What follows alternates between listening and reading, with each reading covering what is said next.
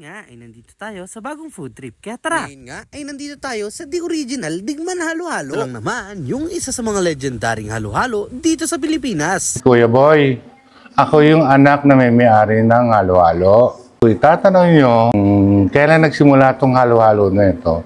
Sa nanay pa? Paano nga po nagtitinda na nanay halo-halo? 44 yan eh. 44. Kasi dalaga pa nanay nagtitinda na ng halo-halo. Kaya umulat bumagyo, may tinda kaming halo-halo. Ginawa ng nanay, kasi itong Digman is barangay. Ipinangalan sa barangay ang halo-halo. Umutok na ang nanay sa 1970 ni Marcos. Seller namin dito talaga. Nagsimula kami sa halo-halo at siopaw. Yun ang tatak ng Digman. Halo-halo at siopaw. Tapos nagkaroon kami ngayon ng tapsilog. Yan, nagustuhan din ang lasa ng tapsilog. Ang bukas namin is misan, kung maaga ang dating na yelo, misa alas 9:30, ang kadalasan, alas 10 ng umaga. Ang sarado namin is alas 9 ng gabi.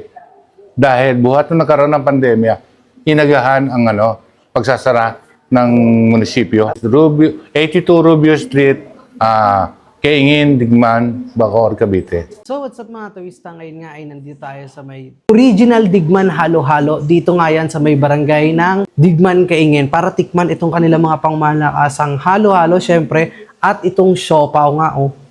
Grabe, ito yung OG na OG dito. Yung ganito klaseng siopaw. So huwag natin patagalin. Atawin na natin to bago pa atawin ng iba. Let's go. Bago nga yan, kasama pa rin natin ang Grain Smart Rice Coffee, ang kapeng gawa sa bigas, low calories and decaffeinated. Stevia na rin ang sweetener nito kaya pwedeng-pwede to sa mga diabetic at napakarami nga nitong healthy benefits dahil nga ang mga ginamit dito ay brown rice, syempre stevia, glutathione, barley, napakarami pang iba. So huwag natin patagalin. Haluin natin. Uy. Uy.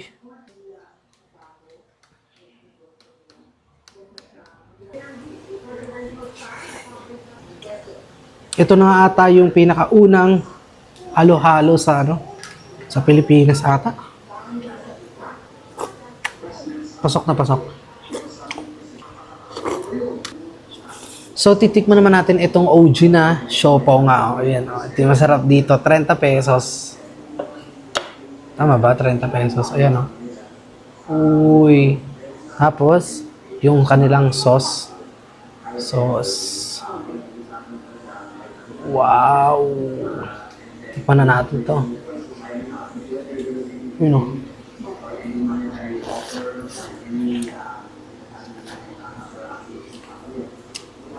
Hop?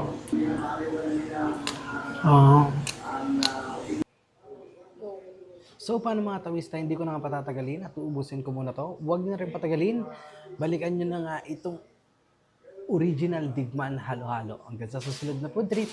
Paalam!